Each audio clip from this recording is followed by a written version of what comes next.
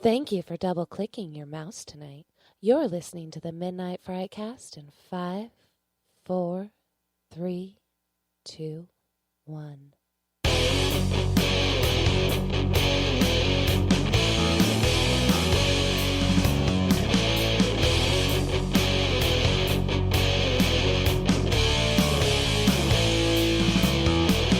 Hey everybody, welcome to the Midnight Frightcast, episode number 30. Yes, the 30 milestone. I am one of your hosts, Josh. Sitting across the table from me is the missing link, Patrick. I'm the Cro-Magnon man. And to my left and to my right are nobody. Because we're missing Greg and Tom is doing a show. Yes, so he is. We're back to just the two people again tonight. But eventually there will be more of us again, hopefully soon. So it'll be a quick podcast. We got a couple things to touch on. And yeah, let's go right into what we've been watching. Well, it's been several weeks since I've even been in front of the microphone here. We had the film shoot that we had going on for a few weeks that took us away from it. And then building a set for Tom's show, which kept me from being here 2 weeks ago. I think it was. Yeah, 2 weeks ago already. So, like, some of the things I saw were, like, a long time ago. Like, I wrote down the date of the first one that I wrote down was 4/10. That can't be right. That's a little... No, that can't be right. We've in any been way, like, shape. it's been like five weeks or so. Oh, no, that was 4 out of 10. Is what I wrote down. That wasn't that wasn't a date. So the first one I'm going to talk about here is obviously not good. Not great, probably. Yeah, there's a movie called Lovesick on Netflix, and actually this was a God, I want to say Joey Tribbiani, Matt LeBlanc. There we go. Yeah, you know, he just it almost seems like the man just can't make a good film. Does a good TV though. He does good TV. Yeah. And I did like the series he was on with the British people. I can't think of the name of it now. Greg didn't like it at all, but I really enjoyed it. But yeah, Lovesick on Netflix, I gave it a 4 out of 10. It was so bad that there was a super obvious boom mic in the shot. Oh shit! And they couldn't edit it out. I mean, that's how low budget it was. So yikes! Yeah. Do you want to go back and forth then? Let's just knock through them real quick. Okay, I'm gonna I have a short list. I saw Hatchet. I was forced into seeing Hatchet up top, and I hated it. Yes, actually, I didn't hate it. It's one of those things that wasn't my cup of tea. So I asked Josh. I said, "Are the rest of these like it?" And he said, "If you saw the first one, you've probably seen the rest of them." Yeah, that's kind of true. So I had no desire to go and see the rest of them, or the new one that came out. It is Victor campy Crowley. fun. I saw Hellraiser Judgment something. That's the newest one, correct? The newest one. Okay. I saw it on Redbox, and it wasn't worth Redbox. Oh, ouch. Green Wing is a Hulu. It's a British series on Hulu. It's dated. It's about a hospital. It's kind of like a British Scrubs in a way. Gotcha. Yeah.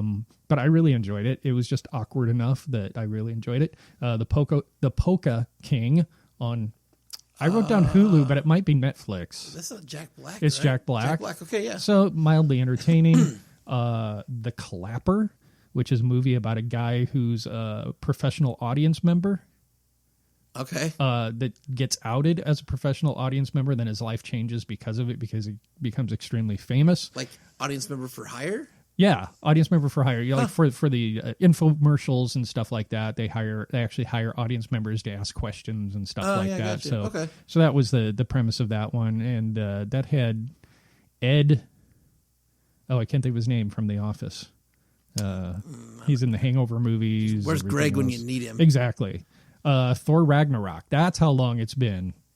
Oof. Since I've cast Thor Ragnarok. Okay. It fucking rocked. Yeah. Okay. Maybe I wrote that down because I watched it on DVD again or something like that. I went and saw Black Panther. You got to see that if you haven't. I'm sure it's probably still in theaters, even though it's coming out in DVD, I think, this week. Soon. I hear it's fantastic. And not even like from a Marvel standpoint, like Marvel fan standpoint. Right. I hear that's a movie that you can just go to. It's just a film you can go to. Yeah. A movie called Slumber on Netflix. I must have fallen asleep because I don't know what that movie's about. Okay. Pitch Perfect 3, Avoid at All Costs. The Intern, I saw on Netflix DVD. This is with Robert De Niro becomes like a 70-year-old intern at a thing, and it was I thought it was entertaining. It was rather long, but I enjoyed it. Saw a movie called Mother's Day, which was I don't know it. Yeah, it has people in it. People are good. Jason Sudeikis is in it. Okay. He plays a single dad, and he kind of revolves around single moms, but he's a single dad, different things like that. It's got Jennifer Aniston is in it. Oh, no surprise. So it was cute. A movie called It Comes at Night. I watched. Yeah, we talked about that a little bit. You and I talked about it. It's nothing ever came at night, so that kind of disappointed me. I think you shared a similar disappointment. Nothing shows as well. up at night, yeah. Right, because you had been following it. That's an 824. I think it's 824, yeah. Which makes good They make good stuff. movies, and that kind of surprised me that it was not as entertaining. I think what it failed at was the trailer led me to believe it was a movie that it wasn't. Yeah, exactly. Yeah. As a psychological thriller, maybe it was really good, but as a horror movie, not so much. No. And I saw Jumanji, the new one, and was disappointed. Yeah, it's not the old one. No, it really lost its magic in this one. Was it the video game thing that took you out of it? That it wasn't like a board game thing, or was it what took you out of that what movie? took me out of it is in the first movie they took themselves seriously. Yeah. And in this one, it was all tongue-in-cheek humor all the way through. They never really took it seriously, so there were nothing was at stake. Whereas in the first movie, you really didn't know if they were going to get back from the game or not. Yeah. In this one, it's like, all right. Yeah. And there was some funny parts in it. Jack Black discovering his penis for the first time. Funny, all the other stuff, but it just didn't do much for me after that. And then the last thing that I've been rewatching Scrubs at night just to kind of help me go to sleep type thing. So I've been going through Hulu series on that, and that's just something that I don't know. I always thought Zach Braff was really good in that. So my wife and my daughter loved Pitch Perfect 3. By the way, did they? They did, but they like that. They like those movies. So. I love the first one. The second one was a turd, and this one was the polish on the turd. Oh, that's too bad. So I haven't seen the third one yet. I did see the first two. I will say 3 was better than 2. Okay, but not by much. Not by much. Yeah. All right. First one had some charm to it. It's just like they thought, how far can we milk this cash cow? Yeah. So gotcha. That's what I've been watching. Mine's super short, so I'll get through it really, really fast. And I'm trying to think of. I didn't write it down. Real quick, I just recently acquired the box set of the Wrong Turn series. If you've ever seen the Wrong Turn movies at all, any of them? I don't think I have. Okay, well, I should loan that to you because they're just as good as Hatchet. Great. There is a good Wrong Turn movie, and it's the first one, and that's because the rest of them make the first one look like an Academy Award winner. Wow, that's high praise right there. Not great. But they're a lot of fun to watch, and it's all about like how creative they got with like the different kills, and they're like these like it's these backwoods like just messed up hillbilly warped family that pretty much just terrorizes people that go into their space and find fun ways to kill them. So it's kind of like Hills Have Eyes meet Hillbilly type thing? Okay. But that's where the fun is. You don't watch this movie because you're like, I really want to, I can't wait to watch Wrong Turn tonight. You watch it because, all the different kind of fun, cool kills they come up with. So, and I think in Wrong Turn, we did this top 10 kill list right when we first started podcasting. Yes. One of those kills ended up on Greg's list. Okay. So they're kind of fun. So I watched that. And then I watched the other two were repeats, and I just recently watched them. And now I'm trying to think of what the fuck I watched. And I just watched them. You might have to fill some time because my brain just went Like it's got nothing left. Well, while you're trying to think of that, I'm going to jump back to Hatchet for a second. Yeah, let's talk about that for a second. Now, I'm not going to say that I did not enjoy Hatchet, because one thing I loved about it is they did not take themselves seriously. They knew what they were making. Exactly. And it had some people in it that I enjoy as fun actors in those things. So, but like you had said, if they're all very similar, you probably don't. It's kind of like the Police Academy movies. If you've seen one, you've seen them all. Yeah, kind of. Yeah. Okay. I mean, there's nothing different between any of them, really. I watched Your Next. I just watched it last night, and I already forgot I watched it. But I love. You've seen Your Next, right? I don't know what. It's the family that gets together, and they're hunted by the wolf mask and the lamb mask, and I don't know that I have seen that. It's like a home invasion movie, okay. But I guess it should be on your list. Your Next is actually fantastic. If you can hunt that down, you should watch Your Next. I love that movie. I'm really starting to be drawn more towards these kinds of movies, the Your Next and the Get Out and the Quiet Places and Hush, and just like these smart movies that come out, like one or two of them maybe come out in this genre every year. I really wish I could remember the other movie I watched because it's better than Your Next, and it should be talked about. And this movie I've seen before, and I literally just I watched it last night and I can't fucking remember. So that was a big giant "What have you been watching?" fail. Okay, because I can't remember. And well, I'm gonna throw out one more what I've been watching. Yeah, and it fits into what you and Greg talked about last week, which was A Quiet Place. Yeah, I did take some time out to go see that one in my busy schedule. Because I didn't know how long it was going to be in theaters. I know that it did really well in the box office, but here in Lincoln, you just never know how long something is going to be in the theaters. I think it might even be out of theaters by now, and it's only been, a month, maybe? It was probably 4 weeks. Okay. That is in, but it rocked. 1 week out of those, I think 4 or 5, was the only time it wasn't number one. Right. So, but like I said, Marcus Theaters in Lincoln, Nebraska, you just never know what's going to stay and what's going to go. So I did get in there to see it because I knew I wanted to see it on the big screen. And I will say for the directorial and writing debut for Krasinski, that he did one hell of a job. Yeah. I think it helps, being on set with his incredibly talented and beautiful wife. And the kids that they got in it, I thought was amazing.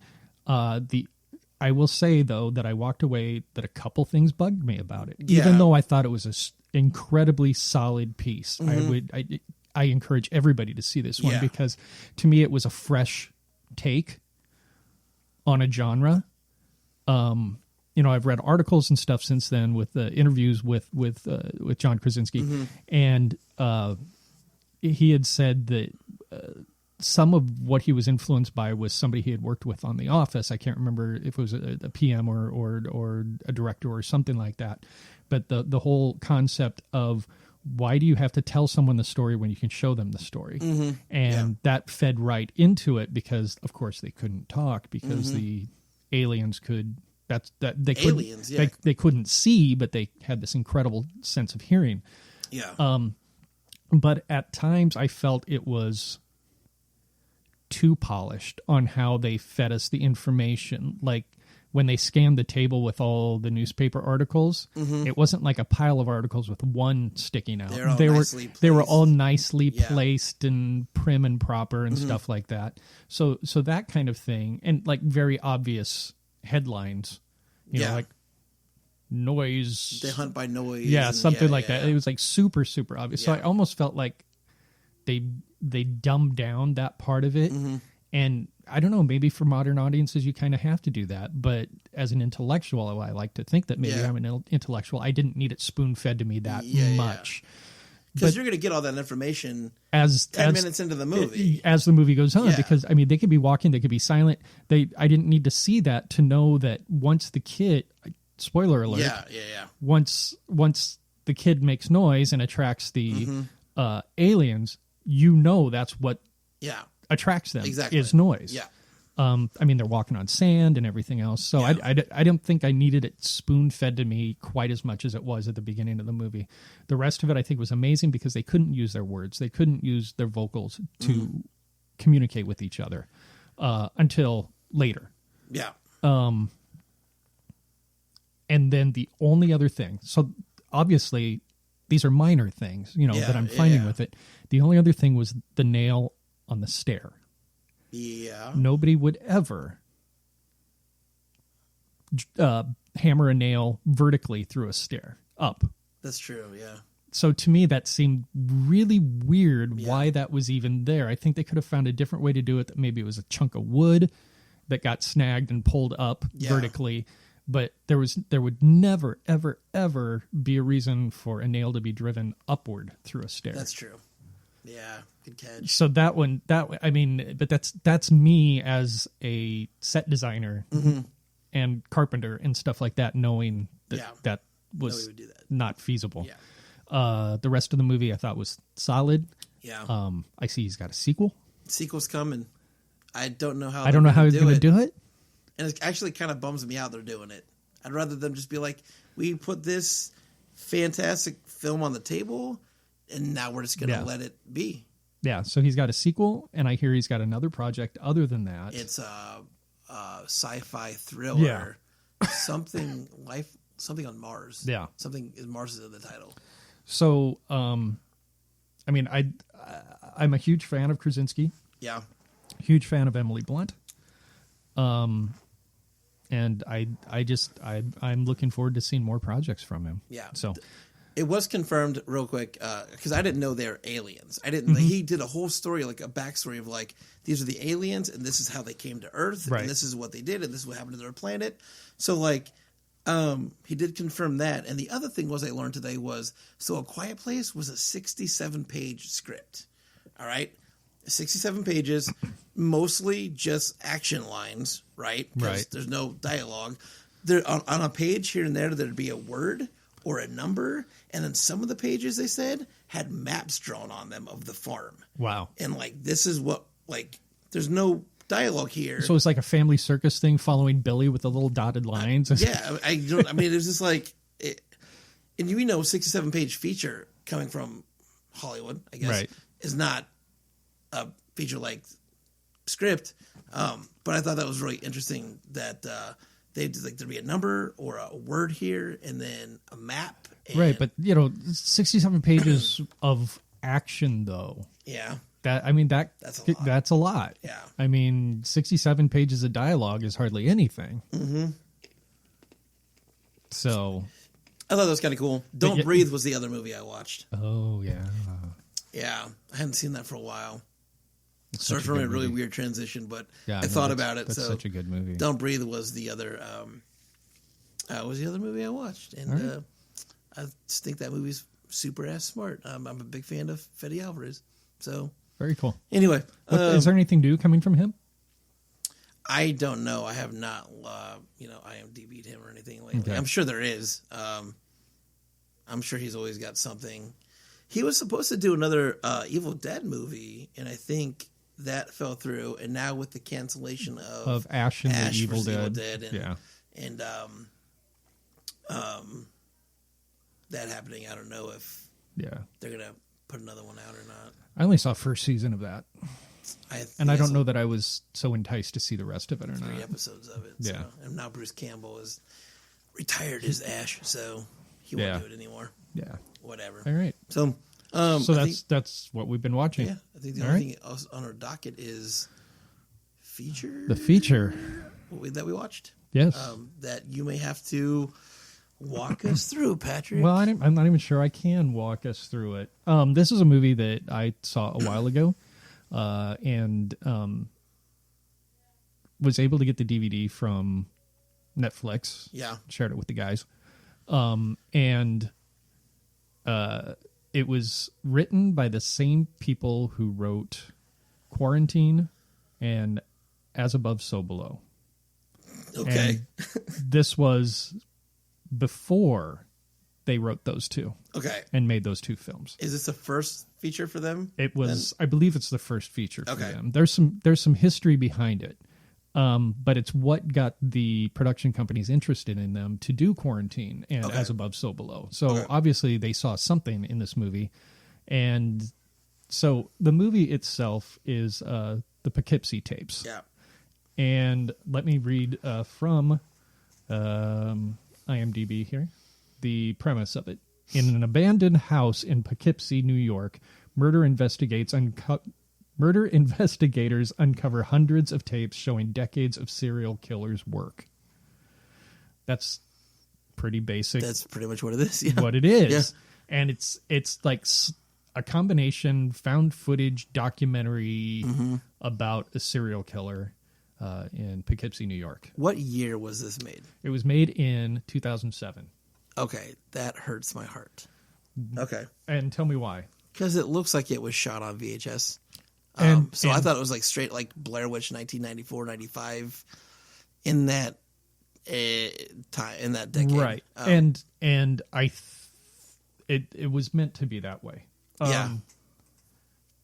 And because when he showed the camera that he was using and stuff like that, it was a very old camera that he was using, so the only thing he could watch it on was VHS. Yeah, okay. And I don't know if it was meant to take place sooner than that.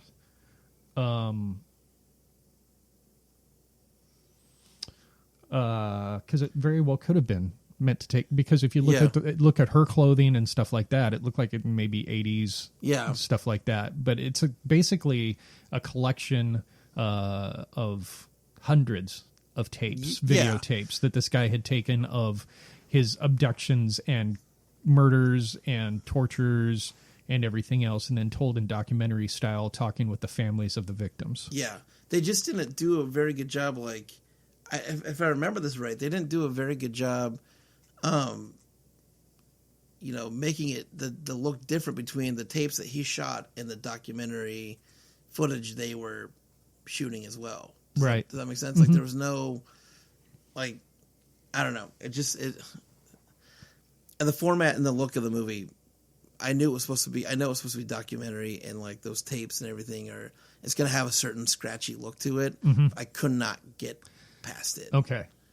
And then it followed these different, it did this thing where, like, at the beginning, where it followed the different people that he was stalking and killing. They did like little like blurps of like a few people, and then that was like the first half hour, and then they did an hour on just one main girl. And I was like, well, I mean, would it have been more interesting to change it up a little bit throughout, to keep doing that, or did they need to keep? Did they need to keep the one girl just to tell the one story? And I'm going to go ahead and spoiler alert now, because the movie's old enough that the reason they started focusing on is because she's the one who survives. That's true. Yeah, I gotcha. Yeah, because she I mean, they find her at the end of the movie. Yeah. They obviously don't find him. There's part of me that really wants to like this. There's part of me that really says I shouldn't like this movie. Yeah. And I came off on the side of liking it. Okay. Not loving it, but liking it. Yeah. Because of the concept, because of the premise. The acting wasn't necessarily the best. No. I thought the woman, the final victim, I thought she did a fine job. By the way, she's the wife of one of the writer-directors. The main girl, the main story girl, or like, okay, gotcha. But when it came to the interviews for the documentary part of it, yeah, a lot of bad casting, because it's like supposed to be these specialists, these guys who are in the know, but they look like they're 22 years old, and this guy's supposed to be, the guy that watched all the tapes was especially... That one wasn't too bad. It was there was one that was supposed to be a doctor. Okay. Because he was going through all the different saws that people use. I don't know if you remember that section. He looked like he was 21, 22, something like that. Gotcha. And I'm sort of thinking to myself, there's no way that you're an expert on this. And then like some of the reporters and stuff like that, it just didn't seem... Those things just didn't seem professional or real enough for me. Buy it. And there were also times when the serial killer himself was a little bit weak. But I thought the woman playing off of him did a wonderful job. Yeah. That girl went through some shit. Yeah. That girl went... that it looked pretty real to me. Yeah, because in the DVD, what are they called? The special features. Yeah. They interviewed her specifically, and they did put her through all that crap, the way she was tied up and everything else. And just a little bit of history on this. It was completed, and there was a theatrical trailer attached to horror films in 2007, but it never had a theatrical release. There was never a theatrical release for this. And nor did Quarantine, nor did As Above, So Below. So really, no, they didn't get theatrical. I thought releases. As Above, So Below did, because I remember seeing trailers for it. Okay, maybe I didn't think it did, but maybe. So its first official release didn't occur until 7 years later in 2014, when it was made available on VOD. Okay. And then it became more popular on VOD, so then interesting. They decided to release it on DVD. So now people like us can watch it and wonder whether we should like it or not. Yeah. Yeah, I didn't love it. I didn't hate it. I wouldn't say I liked it either. I live in this weird, like, in between space where I was like, I'm not even glad I watched it, really. I'm just like, it was there and it exists and it was watchable. Yeah. But I think what I saw was potential for something so much more. Yeah. That I think the idea was there, and I think sometimes they got really close, but they never quite stepped through the door. Yeah. I did. The one part that stuck with me for a little bit after I did watch it was at the end when the main girl was like, he loves me. And it was total Stockholm syndrome. Yeah. And I was like, but he fucked you up so hard for that long. But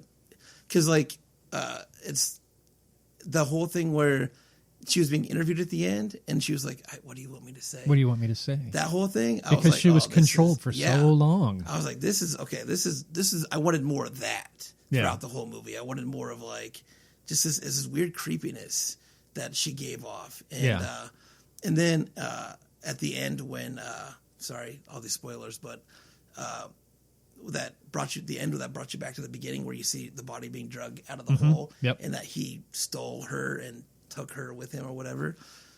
I wanted more of that creepy weirdness stuff, I guess. And I thought they did a pretty good job of establishing just how fucking weird he was with the whole balloon bouncing thing. That was and stuff like that. Weird. And it was really weird. But I could have done without the theatrical mask with the whole plague mask and the cape and the stuff like that. Yeah. I'm fine with it, but it looked cheesy. Yeah. There was one point that he came on later and he was actually wearing a hazmat suit with a regular gas mask. Yeah. And that looked so much better than the plague mask and everything else.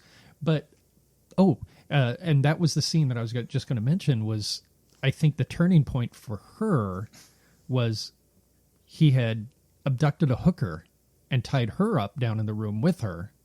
Yeah. And then he gave the lead woman the knife, and she had every opportunity to stab him and instead slit the hooker's throat. Yeah, I remember that. That's how much control this guy had over her. After telling her, that he killed her parents, nobody's there to save her. He's the only one who loves her. It's that whole typical thing there that I thought, what a great idea. But once again, like I said, it was the execution itself. That balloon bouncing part, I kept waiting for my wife to come around the corner and just be like, "What the fuck are you watching? Bounce on a balloon? What are we doing now?" Because that part was quite It's weird, but said it's not something I'd go out and be like, "Hey, everybody, watch this movie." But I think it's one of those things that would be interesting to see, like at a festival, something like that. And actually, that's where it showed. And Tribeca picked it up. They're the ones who actually picked it up. Okay. But something happened along the way, and they said, "No, we're not going to release this." Yeah. And the guys who wrote and directed, they're like, "Well, we already got another contract out of you, so yeah, I guess we're okay with that." Did Quarantine and As Above, So Below come out before the Poughkeepsie Tapes? It had to if that came out in 2014. Yeah. So they made those movies afterwards, but they got released before. Mm-hmm. Interesting. Yeah. On IMDb, it scored a 6.1 out of 10. So above average. And then on Rotten Tomatoes, it actually did not get a critic review, and I believe it was 51%. Which isn't even that bad. That's not even that bad. 50% on the audience score on Rotten Tomatoes. So I think it's similar to what we're going through right here. Do I like it or don't I like it? I don't know. Yeah. Is it okay to like it? I think it's okay to like it. Yeah. I think it's okay to like it because, like I said, I think the story is there.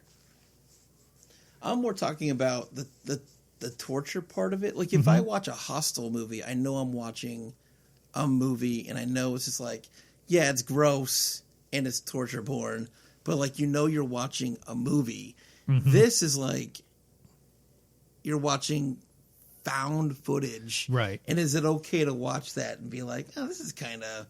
I can get into this, you know what I mean? Like it's almost like coming across snuff porn. Yeah, it's just like, oh, should I be watching this? Yeah, because some of them were because in one of the opening scenes, the guy who's teaching the class on forensics shows the class, and it's like he's waking up his victim just so she can look down and see that she was disemboweled. Oh yeah, and it's like so that is kind of snuff porn right there that they were looking at, and I'm sure a lot of the tapes that weren't shown. I'm air quoting here, folks, that weren't shown probably showed a lot of on-screen deaths and stuff like that. But yeah, like I said, it's one of those that I would seriously, I would recommend it to someone just to say, see what you think of it. Is it going into your collection? It is not going into my collection, no. Is it a rewatch? Possibly. Like I said, it's been a few months since I've seen it, and I think I could see it. Okay. Again. All right. Yeah. What are you scoring? I'm giving it a 5. Okay. Well, you're right around the. Actually, I was going to be nice and say 6, but that's pretty much where it lives. I'm going to say I wasn't disappointed watching it. I mean, we sure as hell have seen some worse things over the past year. So probably worse things with better budgets. Yeah, really. I enjoyed it more than Jumanji. Okay. Well, yeah. Okay. Okay. Definitely more than Pitch Perfect 3. Okay. Wow. All right. Well, there you go. That's how either bad those movies were or how great this movie was. So, that's Poughkeepsie Tapes. Yeah, and I still have to talk Greg into watching it just so he can punch me or something. Yeah, I don't think Greg. I give Greg 20 minutes into this movie. I would like to be there when Emily walks in and sees him watching a movie about a chick bouncing on top of a balloon. Yeah, well, she might actually finish the movie after that part. Greg might bail, but she would be like, balloon movie is kind of interesting. You want to do plugs? Should we do plugs? Yeah, the only thing I really have to plug right now is the reason I haven't been around for a while is because I built a set for Noises Off. Noises Off is a play going on at the Haymarket Theater in downtown Lincoln, Nebraska, actually in the Haymarket Theater, Haymarket of Lincoln, Nebraska. And it is a incredible farce. Directed by Tom Crew, member of our group here. Yeah. And it runs one more weekend, Thursday, May 3rd through Sunday, May 6th. And that's 7:30 performances, except for Sunday at 2 o'clock. I'm going to try to go out next Friday. It's got a really great cast. Yeah. I mean, it's like solid. solid cast, and the show's really great. And so yeah, I'm really curious to see it. So yeah. Yeah, so tickets are online at haymarkettheater.org, and that's theater R-E, not E-R. They have a phone number too, right? They do. They have a phone number. Let me look it up here. 402-477-2600. Yeah, cool. So yeah, call and show them some love because support art. Support art in general. Yeah. Otherwise, our Prairie Lights Film Festival, October 12th, 13th, and 14th in Grand Island, Nebraska at the historic Grand Theater. Hopefully... I know their lineup already is fantastic. Matt's getting ready, I think, to announce another group of shorts or films that are going to play, and then hopefully we'll have a couple things to throw into the hat. Yep. Here soon. You know, it's crazy that we're talking about that already. Yeah. About Prairie Lights. Yep. Yeah. But yeah, it's $10 for the whole weekend. That gets you in to see a ton of films. It gets you the free popcorn and soda voucher, all the after parties and stuff like that. It's just a ton of fun. And if nothing else, come hang out with the filmmakers. And if you're a filmmaker yourself or an aspiring filmmaker, it's a great place to go meet people to see what they're doing and to see how you can get started if you don't know how to get started. So Prairie Lights Film Festival, October 12th, 13th, and 14th. And they have a Facebook page, so if you want more information, you can go to that. Otherwise, you can find us at midnightfrightfilms.com. You can find us on Facebook at Midnight Fright Films, YouTube, Midnight Frights, Instagram, something Frights. And we just found out that we're on the Twitter as well. I had no idea. Thanks, Patrick. We've been on Twitter for ever since the new website was launched. Yeah, no idea. So cool. We tweet. Yeah, well, we don't tweet that much though. What happens is when we post on Facebook, it automatically posts on Twitter. Yeah. So it's kind of a double-edged sword there. Yeah. So we're everywhere. If you just type in Midnight Frights, it'll take you to some random website and somewhere, and you'll see what we're doing. So yep. Yeah, that's it for the podcast, correct? I think that's it. Hopefully the next time we meet, I promised this last time, but hopefully the next time we podcast, we will have at least three of us. If maybe, hopefully not a fourth. So, yeah, come check us out. That's it for the podcast. We'll see you next time. All right, take it easy.